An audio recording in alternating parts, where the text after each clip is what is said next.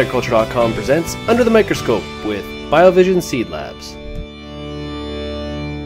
I'm Lindsay Smith. I'm here with Holly Gelich, Business Development Manager with BioVision Seed Labs, and this is the first episode of Season 3 of Under the Microscope, so very exciting.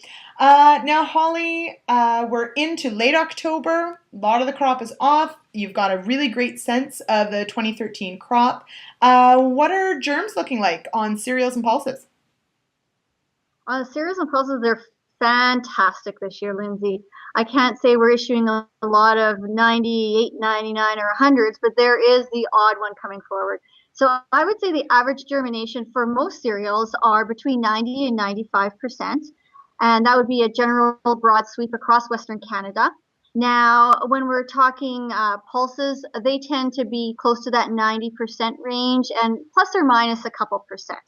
Now, that is not all samples. We do see the odd sample that does hit our lab that has various symptoms that really are not good and that really indicate the seed should not be used for this upcoming planting season. Okay, and now one of those things that you are seeing is chemical damage. Are you seeing quite a bit of this, or is it just one of those things that it happens every year and it's completely avoidable, but it always happens?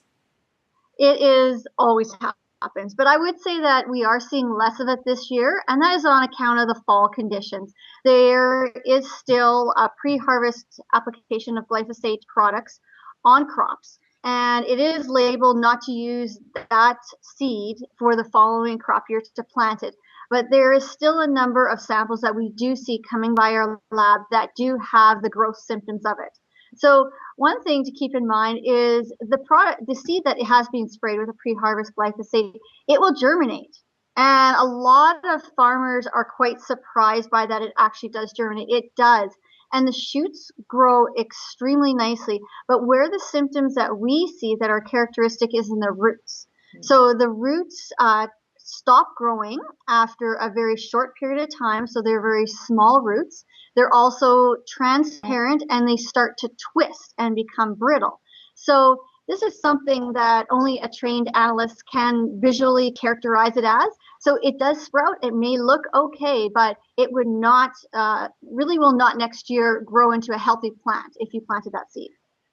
So moving on, shifting gears a little bit, soybeans were big crop in Manitoba this year, another record-breaking crop, and certainly hearing some great yields.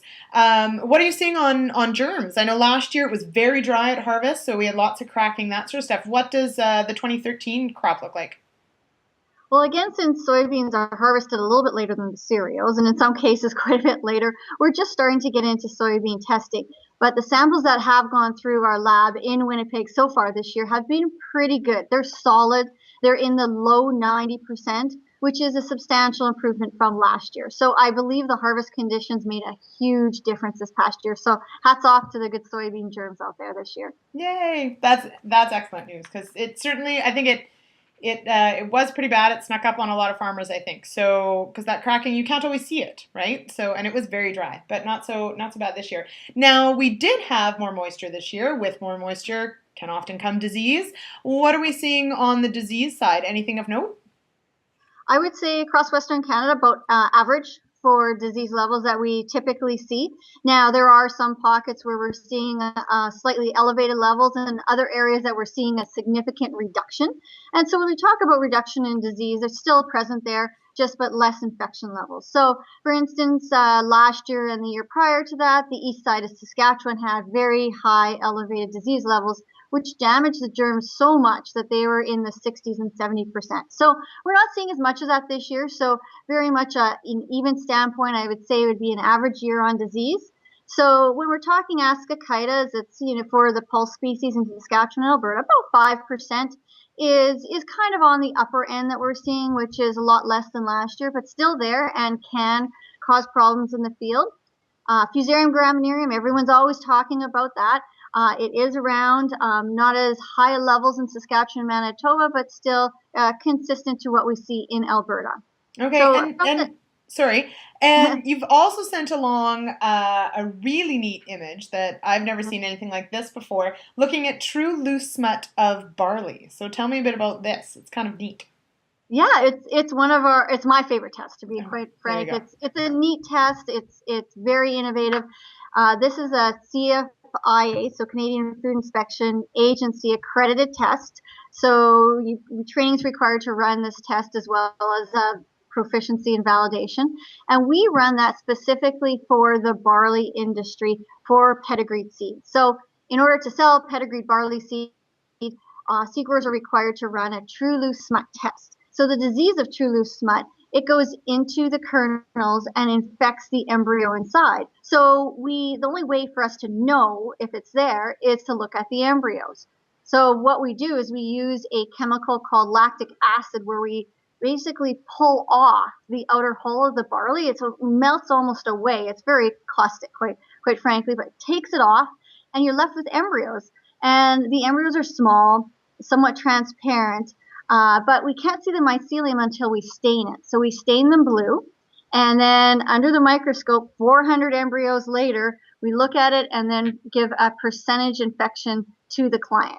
So under the grade tables, seed growers can sell barley seed up to a 2% true loose smut level. If it's above it, they're still allowed to sell it as long as it's treated with approved fungicide. All right. And yeah, so really, I mean, a very neat looking test. I've never seen anything like it. So kind of neat. So thanks for sharing that. Now, we also want to talk about, and this is maybe something we don't talk a lot about, but forages as well. It's the time of year to test some seeds, some big conferences coming up. What's going on the forage side?